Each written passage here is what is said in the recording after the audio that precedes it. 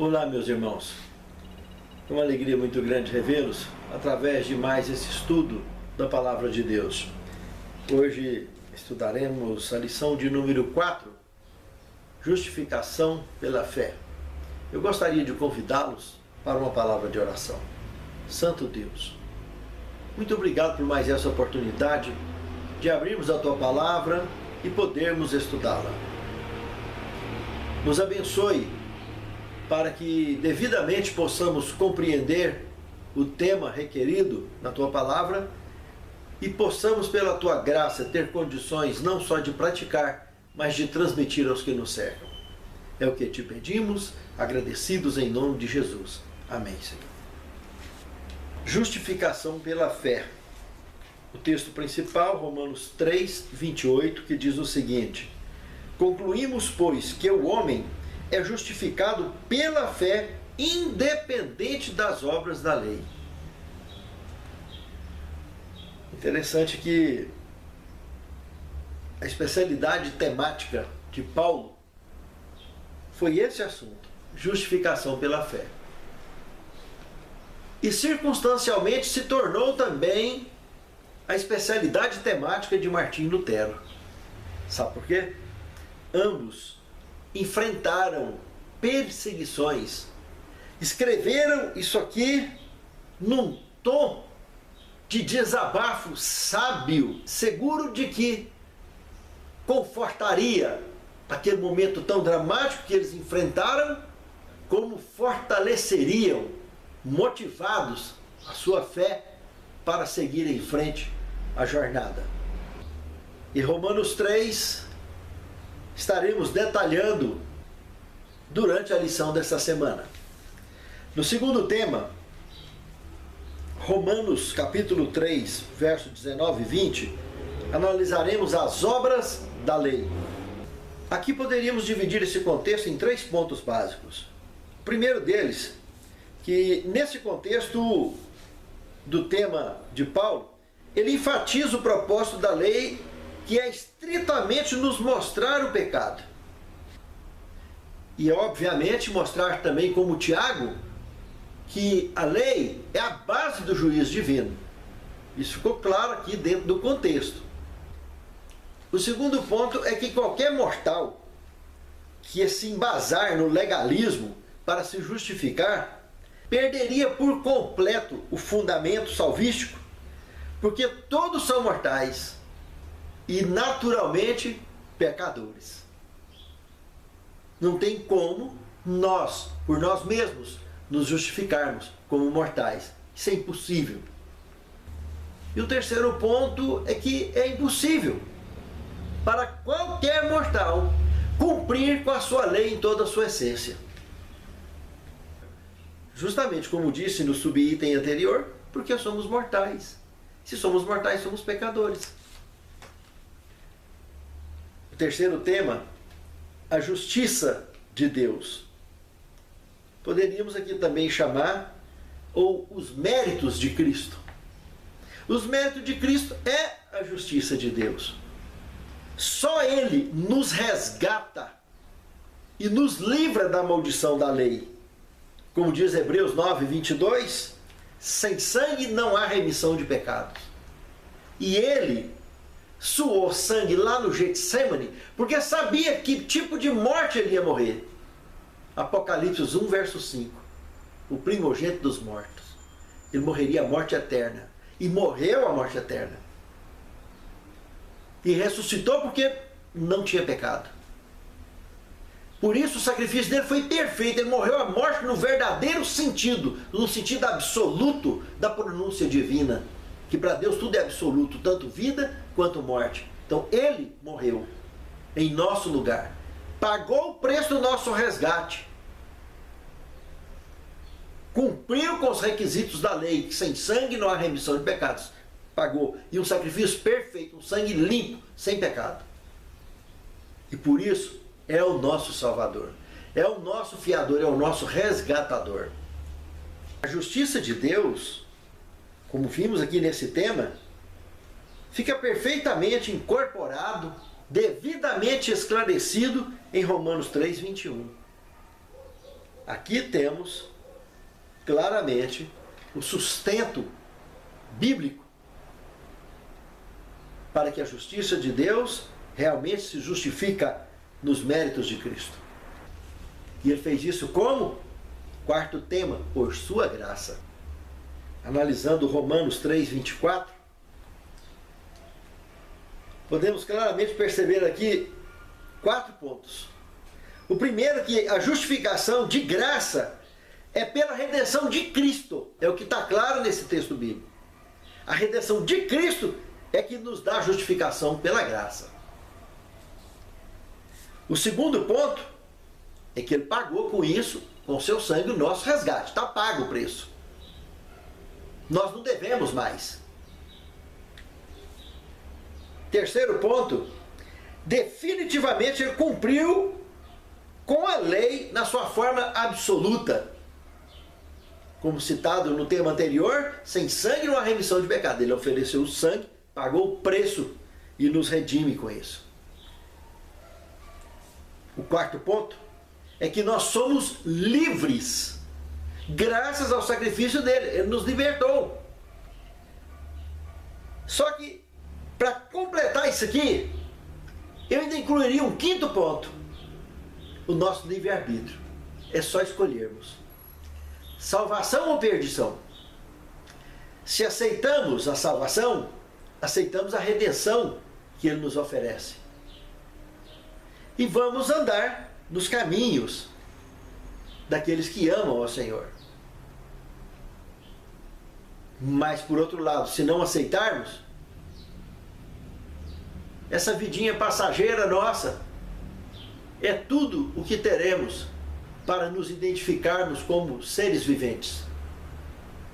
Porque quando esse fôlego sair de nós, acabou tudo. Agora, se aceitamos a redenção, se o fôlego sair, estaremos dormindo para a ressurreição e vida eterna. Fazermos parte definitivamente da raça pura, da qual Cristo nos convidou a fazer parte, pelo plano da redenção. Como disse Paulo, lá em 1 Coríntios 15, 51 a 53, que convém que isso que é corruptível se revista da incorruptibilidade. Isso que é mortal se revista da imortalidade, porque esse é o projeto original da criação. Pense nisso, amado irmão. Pense nisso, amado irmão. Faça a escolha correta. E naquele grande dia, gozaremos da nossa herança, que Cristo nos oferece pelo seu sacrifício lá no Calvário. A minha e a sua salvação. O quinto tema, a justiça de Cristo.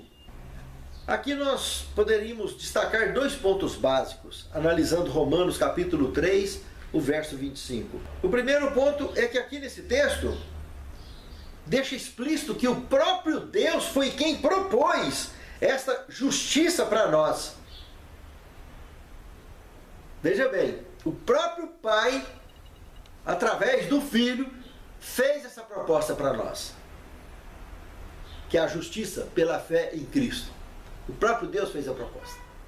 Está explícito no próprio contexto. E o segundo ponto, eu estenderia o verso 26 e 27, também de Romanos 3, que nos deixa claro que tanto a lei como a fé se espelharam para a motivação de nossa gratidão a Deus pela salvação oferecida gratuitamente, trocando assim as nossas vestes sujas pelas brancas vestes de Cristo, representando a sua justiça. Por isso que as vestes brancas, na Bíblia Sagrada, representam a justiça de Cristo. Porque Ele paga um preço que nós não podemos pagar. E nos dá uma roupa que a nossa não tem nada a ver mais. Isso é justificar. A hora que Ele olha para nós e vê que nós realmente nos arrependemos de nossos caminhos errados, de nossos pecados, e aceitamos andar em seus caminhos, simplesmente fala: tira a tua roupa, toma aqui a minha veste. Preparou uma veste dele, especial para nós. E ao colocar essa veste branca, É a veste nupcial, é a veste das bodas que ele distribuiu para nós lá no Calvário, ao ser ressuscitado. E todos nós, com essa veste, entraremos com certeza no carro de rodas vivas que nos levará ao reino eterno. Como disse a pena inspirada no grande conflito, e a palavra de Deus em todo o seu contexto, que nós iremos ao encontro com o Senhor nos ares. Que esperança maravilhosa a que aguardamos, a de reencontrar com o nosso Salvador. A raça humana voltando para onde jamais deveria ter saído, para a condição de raça pura, graças ao sacrifício de Cristo. Sexto tema: independentemente das obras da lei. Analisando então Romanos capítulo 3, verso 28, concluímos, pois, que o homem é justificado pela fé independentemente das obras da lei. Esse texto simplesmente ele aponta para o único responsável pela nossa salvação, pelo nosso resgate, pela nossa redenção, Jesus Cristo. Ele tira qualquer outro foco que qualquer mortal possa querer se espelhar para receber a salvação. Ele descarta por completo, deixando como único foco e propósito, responsável pela nossa salvação, o próprio Cristo, Rei dos Reis, Senhor dos Senhores. Sobre isso, olha o que a pena inspirada nos diz em Testemunho para Ministros, página 456. A pena inspirada responde à pergunta: o que é justificação pela fé? Olha só o que diz aqui o texto de Testemunho para os Ministros, página 456. É a obra de Deus ao lançar a glória do homem no pó e fazer do homem aquilo que ele não pode fazer por si mesmo. É isso aí. A nossa glória não passa de pó. E pó da terra. E ele faz o que nós não podemos fazer por nós mesmos. Nos restaurar, nos redimir. Isso é salvação, de fato. Isso é ser salvo independentemente de lei ou de obras de qualquer natureza. Isso deixa bastante claro que após o Calvário, a lei se tornou explicitamente o nosso alvo de gratidão, de expressão de amor ao Senhor. Como ele mesmo diz: se me amardes, guardareis os meus mandamentos. Do Calvário para cá, nunca antes ficou tão claro a expressão de gratidão de um homem para com seu Salvador. Guardar a lei por expressão de gratidão, por sua graça. Jamais para conquistar qualquer favor da parte de Deus. A salvação é oferecida de graça. O preço já foi pago, independentemente de eu guardar ou não guardar a lei. Agora, sou grato ou não sou a Deus? Aí vai responder se eu aceitei ou não o seu sacrifício. Pense nisso, meu irmão. Pense nisso, meu irmão. Sétimo tema: só o sangue de Cristo salva. Eu citaria um texto de Caminho a Cristo, página 62, que diz o seguinte: o amor de Deus se estende em abundância ao cristão arrependido. O estigma do pecado sobre a pessoa só se pode apagar com o sangue do sacrifício expiatório daquele que é igual ao Pai. Não tem outro jeito. Que Deus abençoe a mim e a você, querido irmão, querida irmã. Que aceitemos o sangue de Jesus,